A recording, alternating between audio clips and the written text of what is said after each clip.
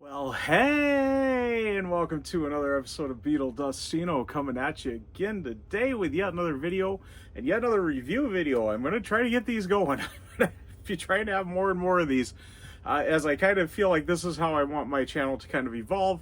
Aside from showing you the physical media, I kind of want to get doing some reviews on it. I did my one on Ringo's Look Up a few weeks ago. And I got another brand new album I've been excited for and kind of want to do a little review on too, seeing as it's fairly fresh in our minds as it was recently released about a week and a half ago. Yeah, I think we're doing about a week and a half here. So anyways, that'll be Teddy Swims' new album, I've Tried Everything But Therapy, Part 2.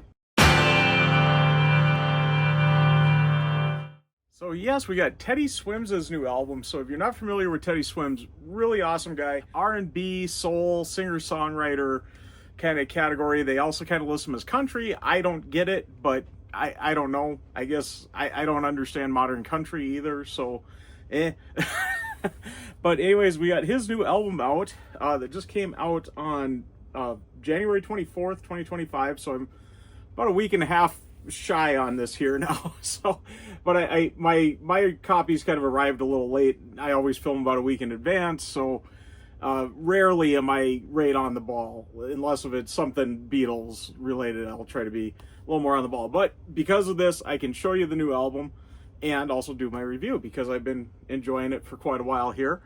And anyways, this is it though. I've Tried Everything But Therapy Part 2.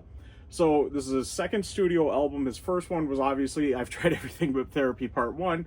He's also had 4 EPs out over time and before the album started coming out, and plenty of other singles, joining other artists on their singles. So he has been a pretty out there artist, and artist I've really enjoyed. I feel like he's a very throwback artist, very kind of reminiscent of not just 60s, 70s kind of singer-songwriter soul kind of music, but also, especially on this album, I get a lot of 90s kind of R&B vibes to it. So, but anyways, let's take a look first at the packages here. I got this one here is and actually we're gonna backtrack a little as I'm kind of talking here. I'm realizing I did get another new album of his I haven't shown yet, and I've been kind of saving it for this. He's had just the one album out so far. I've Tried Everything But Therapy Part 1, and there was another alternate version of that, kind of a deluxe super, well, not super deluxe, but deluxe version of it, which would be I've Tried Everything But Therapy Part 1.5. And it was just a streaming type thing up until recently, and that's this release here. But it originally came out on April 26, 2024 for streaming, and it added on 4 tracks to kind of bonus tracks to the original album. And I got to look at this again. They kind of do it a little weird. Okay, so if you stream it, the bonus tracks are at the beginning of the album. On this, though, they did tack them all on to the end. So it's the last 4 tracks on the end here. But it's Hammer to the Heart, Apple Juice, Tell Me, and Growing Up Is Getting Old. There we go. And I'll show you here. And this was, of course, a Black Friday Record Store Day release. So that was November 29th of 2024 for Black Friday. There's the hype sticker on it. And this is the only way you can get this version of the album physically, is in this Record Store Day vinyl release here. Just the one color on it too. Little alternate version of the original cover. I do got my original here just because I feel like it plays in a lot on both of these releases I'm going to be showing here. That's the original album, so this is 1.5, and you'll see it really does tie in with Part 2, as I'll show that again. The back here, I guess I've already shown that. I've showed you the hype sticker. I got my album out of the sleeve already, and in a polyline sleeve, but this is the inner sleeve that you get with it. It's got all the lyrics and such, kind of a printed inner sleeve. And as you might have seen on the hype stickers, on a baby blue vinyl, and there it is. So that's side 1, or A side, and then B side with the custom labels there. And yeah, really nice little addition to my Teddy Swims album here. I wasn't able to find it at my local record shop on Record Store Day, and I kind of held out. I knew it was going to be available on other websites and that, so I kind of just waited out until I just had a little spare money to get it, and I got it. So I didn't get it till, I don't think, I've had it for a little while, but I don't think I got it until, I think I ordered it before the new year, but didn't receive it until after the new year. So I've had it about a month, I guess we'll say. But yeah, there is, I've tried everything but therapy part 1.5. And now let's look at part 2. So I showed you kind of the cover here. There is the hype sticker. I got an Amazon exclusive. Really cool hype sticker, kind of that silver foil. And it's a crystal clear, I believe they say. Where does it say? Yeah, limited edition translucent crystal clear vinyl. I don't know if you can read that on there with the lighting and everything. It might reflect. But there is the spine, and there's the back. And we had several different options on this album for choices for how you could get it. I'll show you what you got inside. You got just an insert here with the lyrics and everything. Not an inner sleeve, not a printed inner sleeve. But we do got the inner sleeve with the album. And I think I got it the right way here. It doesn't matter though, it's just plain white. And it is polylined, so really good job on that. And yeah, same on the back. And let's take a look at that crystal clear vinyl. Translucent crystal clear, I should say. Yeah, we do got side A there. There we go. Yeah, pretty, yeah. It is a little foggier than some of the crystal clears I've had, so I guess that's the translucentness to it, right? But anyways, there's that one. Get that put away. Show you here next. I did get a CD copy of it too, and here's the CD copy. This one's just a standard one. There was a couple of different options you could get on this. Well, really only one other, and I really thought about getting it, but I ended up not. But yeah, we do got the CD there. Pretty much the same label as on the LP. And I got my hype sticker under there. Any of these clear trays that don't got much going on with artwork. He does kind of got that background of the wall there, but nothing really crazy going on there. So I usually lift up the tray there and stick the hype sticker under there. Then you got his name there on the spine of it there. And I'm going to pull out the booklet because this does play into the Dustino score, kind of stuff like this. And I usually don't show the booklet, but nice little booklet with it. And I'll just kind of flip through real quick. We got some nice photos of Teddy in here and that. And of course, you don't know that Teddy Swims is not his real name, and Swims is an acronym for someone who isn't me sometimes, and I think that's quite brilliant, his kind of alter ego he brings out there. And yeah, as you can see, the packaging and the design on it does play in pretty close with I've Tried Everything But Therapy Part 1. So I'm concentrating trying to put the booklet back in there, and I still didn't get it right. I hate jewel cases with this. It's so finicky with those little tabs, and there's that little indentation that you get in there and you can never pull it out right, and then you tear the part of it with the indentation and that. Yeah, jewel cases, I'll tell you. And there's people that absolutely despise digi sleeves. I don't like digi packs, I like digi sleeves. But anyways, let's get into kind of the review on it. Yeah. I need those notes. Here it is. I gotta find my I got notes taken everywhere here. So I got my info on the album, but then I got my notes on the tracks on the album. And we're going to start out, there were 13 tracks on this. I feel like it really kind of flows. I don't know if it's quite as good as part 1, and I am going to review part 1 coming up here. I've got a really good idea for a video on that, and a good way to kind of show my Dustino score, because Dustino score does really favor physical media, as you're going to find out. Anyways, let's go through, though, just kind of track by track here, kind of my thoughts. I try to make this as lighthearted and just as whatever as is. I love music. I just love listening to music. And this album, I don't know if it's just that it's new and I'm kind of excited for it or what. New artists I've discovered and I'm excited about that. But I ranked it pretty high on each of these songs. So let's see what we did. And I was overly critical, I think, when I did look up. I feel like a couple of those songs could get a little higher score. But I'm going to just leave that as is now, and maybe in about a year I might kind of revisit it as I get more comfortable with the Dustino score. So sorry, Ringo, you were the first kind of victim of this. So anyways, the first track is Not Your Man. I said great opener, really kind of hooks you in with the beats and the vocals. And the vocals are going to be a strong thing throughout this whole review. His smooth vocals, just that buttery smooth vocal that he has got. And I think there is some embellishments here and there, like maybe a little added reverb. I don't think there's auto-tune, though. I think he kind of strays away from that. Not saying it's not there. It probably is. I am not an audiophile, so I I don't know, but you can tell it sounds very authentic. It doesn't sound computerized and digitized like most vocals on newer albums sound nowadays. So I give him a lot of props for that, and I think that's part of why I've really been drawn to him. Also, the band always seems good. However, I'm starting to think, the more I was listening to this, I'm starting to think there is a lot more digitized instruments in this than I want to believe. But if he does with part 2 like he did with part 1, there might be an all live version of the album coming out. I kind of hope he keeps that tradition on that. I know most of his videos he releases online, he usually has the regular version and the live version. So that's really cool on him. I respect that he gets an actual band, and really good band. But anyways, yeah, great opener. Very upbeat with the vocals and everything.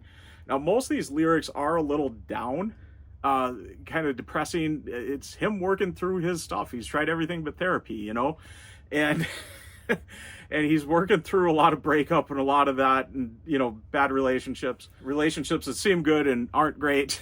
And, you know, he's putting it all out in song. And one thing on one, it seemed like a lot of the songs were kind of sequels of each other, and maybe not right in a sequence, right, you know, back to back. Like there might be some kind of in between, but then even the more I got listening to it, I realized that in between one was kind of the bridge to that next one, so forth and so on. I don't got that feeling as much on this, but I've only listened to this through a few times, where the other album I've listened to several times, so I've really been able to catch that little drift with it. I can still see where this has got that connection on a couple of songs to that last album. Yeah, Not Your Man, first track, and I'm really getting off kilter here, but I'm giving that one an 8. Next one is Funeral. This one's been out as a single for quite a while, so I've been quite familiar with this song. Great vocals again, I got written down.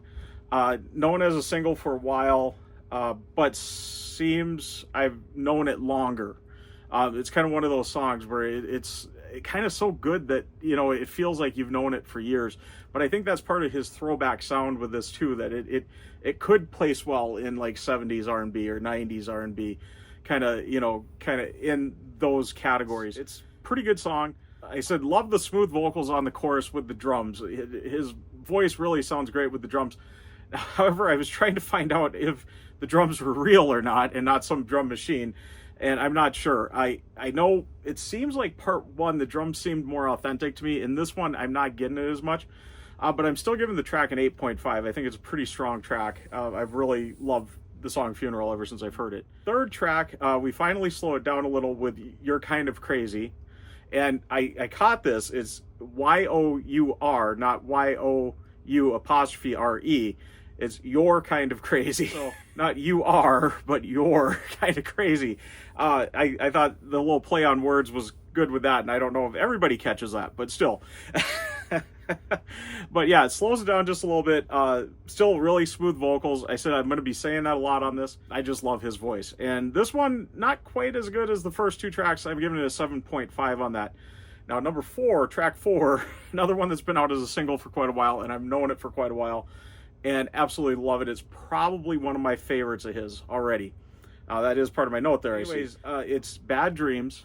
It has kind of an airy, dreamlike vocal to it. Drums sound great on it too. Like I said, I'm really scared. I'm like praising the drum machine on this album for some reason. So if anybody knows for sure, if by chance, Teddy, if you're seeing this, let me know. All right, did you do actual drums on this? Or if you're a bigger Teddy Swims fan than me, do you know, did he use actual drums on this? But yeah, they sounded great on this. The way that they play with his voice, you got that kind of, it's a smooth drum line too, though, with it. So it kind of, you know, with his smooth vocals, really kind of, and, you know, especially on this one with his kind of airy, dreamy vocals, Bad Dreams, it's a great song, though. And I think it's right up there with Lose Control. And I don't think it's getting quite the attention as Lose Control got off of the last album, but I'm giving this one a 9. I like that song so much. Anyways, moving on to track 5, and we got Are You Even Real? This is the first one with a featured artist on it, which is Jivian, I don't know. He's got a really unique voice, though, and it plays very well with Teddy there. Once again, just smooth vocals from both, and really short track. That's what I wrote. It seemed like it was really short, over really quick. And this one I'm giving a 7, so not quite as, like, you know, whatever as the rest, but still pretty strong, I'd say, though. Number 6 is Black and White. We got another featured artist on this with Mooney Ling. I wrote, hello, 90s R&B on this one. I know there were a couple of them as I was listening to him. I really felt like Boyz II Men could have been the featured artist with him because it's kind of got that real Boyz II Men, early Boyz II Men feel to it. I loved Mooney Ling's vocals with him was my other note, and I'm giving this one an 8.5 on this also. Number 7 is Northern Lights. At first, I was thinking I wasn't going to give it super high score. I don't even got a ton of notes on it. I just wrote, I can't praise his vocals enough. I love his vocals. I think he is going to be, of this modern era, going to probably be one of the best vocalists that we've got. And I'm giving this one an 8, though. Next one, track 8, is Guilty. I said another solid song and vocal. 90s feeling again is my note on it. And this one I'm giving a 7 to. Number 9 is It Ain't Easy, and I wrote how positive it seems even with sad lyrics, like he is working on his therapy. And you know, it is kind of that positivity yet sadness that he's got hope to come, you know, and that's definitely what I got out of this song. I'm giving this one an 8.5 though. So it's kind of weird because the songs do seem happy and upbeat, but when you're listening to what he's saying, it can be a little down. Even though he's trying to keep you upbeat with the music there. Moving on to track 10, If You Ever Change Your Mind. This one is the first one that I'm kind of going, is this one of the country ones that I hear is supposed to be on this album? Because it's got kind of an acoustic guitar. I still don't think it sounds country. And I just wrote short and sweet, slowed down again. A little bit slowed down track there. And this one I'm giving a 7.5. So just giving it a little edge over just what's been pretty much the baseline so far, with 7 has been about the lowest score. But yeah, I read another review, and that's kind of where I got that, is this country? I read another kind of review on it, and he said that he couldn't stand how it switched so much from like R&B to country to soul to this and that. I just don't hear country in it. I guess I don't know what country is anymore. I don't know if country artists know what country is at this point. That's all I got to say on that, I guess. Track 11 is She Got It. There we go. And it features 2 featured artists on this one, which is Coco Jones and Glorilla. I think I'm saying that right, Glorilla. This one, kind of a throwback to 90s and early 2000s basketball fans. He's got a line in there where he says, no practice. And he says it, no practice, like Allen Iverson did in that famous interview, if he followed NBA back in those days.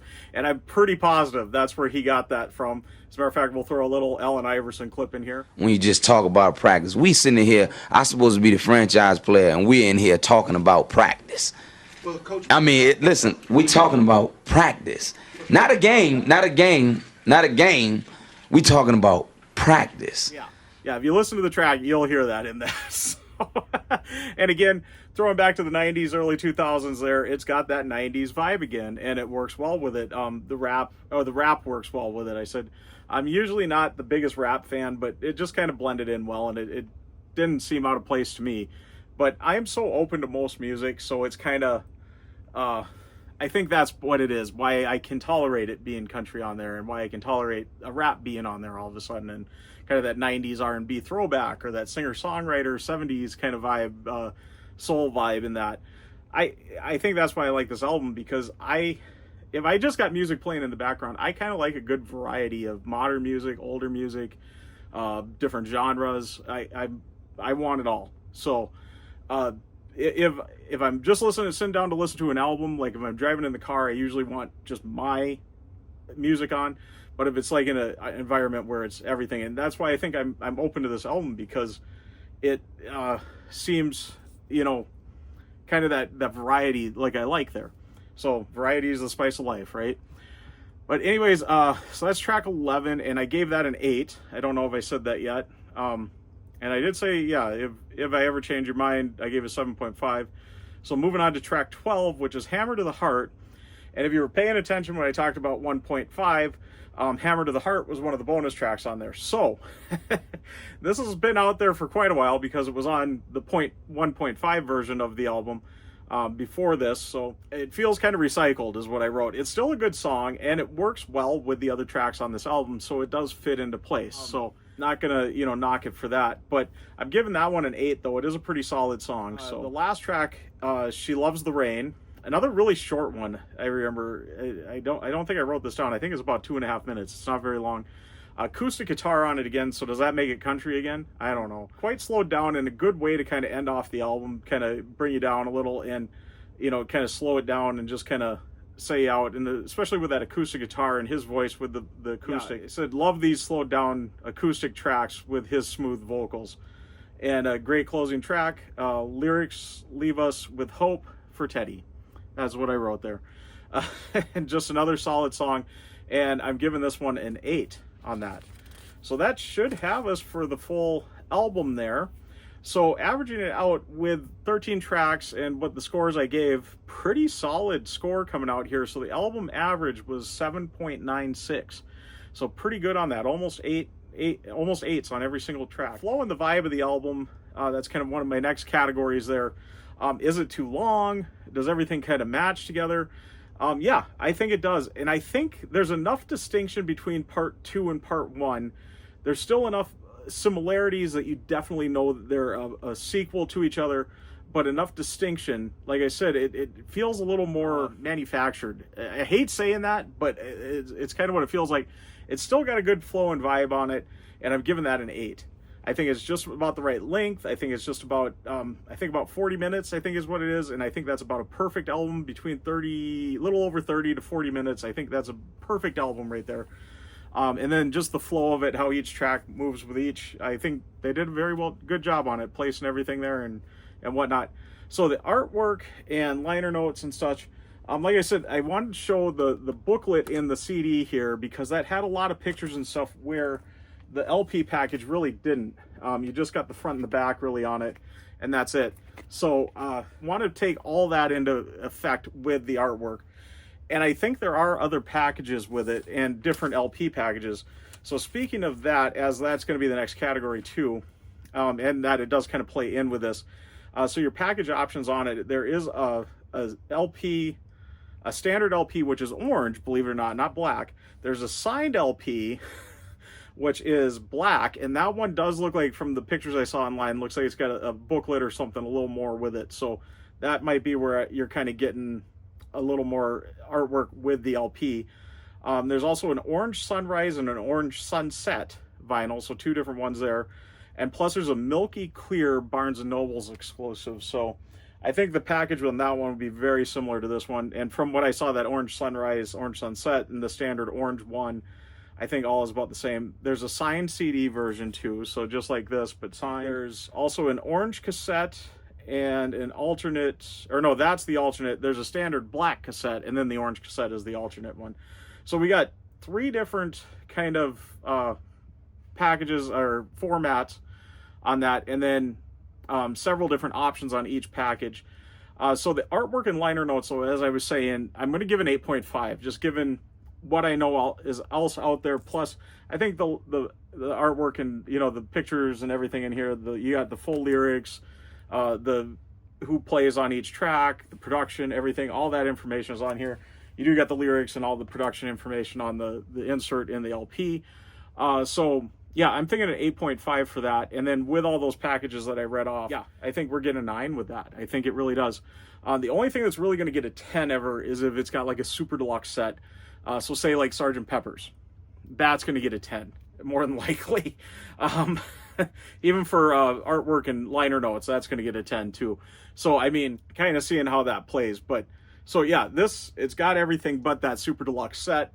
But that is to be understood with a brand new album. It's not going to happen until years down the road if it's ever that good where it deserves a super deluxe thing. As I get everything there, I also got, as this is the first non-Beatles one that I'm doing, I'm going to tell you there's going to be an Is It Beatley bonus. I got to get that right. My own little thing. Is It Beatley bonus is the next kind of category, and you can get up to 3 points with this on each album. So I'm going to look at it in a few different ways. The first way is if it just feels like there's a Beatley vibe to it, like a Beatley tone. Like, is there even one track that it's like, oh, they kind of lifted that from the Beatles? Or is it inspired by the Beatles in any sort of way? That'll get you a point. The next one on that, to get you the second point, is if you've got a Beatle on the album. So no, I said that wrong. If you've got a Beatles song on the album, there we go. So if you covered a Beatles song, that'll get you almost 2 points just for having a covered Beatles song on the album. So that'll get you 2 points. And then the third one, that'll get you the ultimate, the full 3 points, is if you got a Beatle on the album with you. So whether they're playing in the background, singing, whatever, that'll get you 3 points. So eventually that'll come down the road. I've tried everything but Therapy Part 2 goes, though. It doesn't get any Beatley bonus at all. So just a big 0 on that. I don't feel... I'm not saying that it isn't inspired by the Beatles, because I think all modern music is inspired by the Beatles, pop music. But yeah, I don't get that vibe from it at all. And there's obviously no Beatles cover on it, and obviously Paul or Ringo don't join them on this either. So no, no Beatles bonus. Or is it Beatles bonus? Is it Beatley? Wow, I got to get that right. Okay, but anyways, the total score is a 33.46 altogether for I've tried everything but Therapy Part 2. So that is the score there. And just kind of looking back, just to compare, I think it actually scored a little better than Look Up. Yeah, Look Up got a 32.36. Kind of, like I said, when I did Look Ups, I don't know if it's good, I don't know if it's bad. Even his, it's not that much different in points, so I don't know if it's good, I don't know if it's bad. But I'm going to call it, because you can get overall 40 points without the bonus, so it's going to be the Fab 40 we're shooting for. Will there ever be a perfect album that'll get a Fab 40? And I think we might. Sitting on this rack here somewhere, I think there might be a perfect score album. And it might get help from the Is It Beatley bonus, but we'll see when that comes to it. I know which one I got in mind that I think could happen on. So anyways, we're not going to get too much on that. Before I do fully get wrapping up, though, I do want to kind of tell you, I am planning, probably my next review is going to be this album. And I really want to do this one because I think it's really going to show out my score well on how it favors physical packaging. Because not only does this have the original version, but there is the 1.5 version. And of course, like I said, with the 1.5 version, you only got this physically. So, I think I'm going to review this. And in the review, I'm also going to show kind of what happens if you throw some bonus tracks on. Do those 4 tracks really help it out that much? But also the fact that version doesn't have a lot of physical options might kind of hurt it on that other end of the score. And then there's also a live version that he did track by track, did a live version of the album. And that is only available streaming, so I'm curious how that's going to go.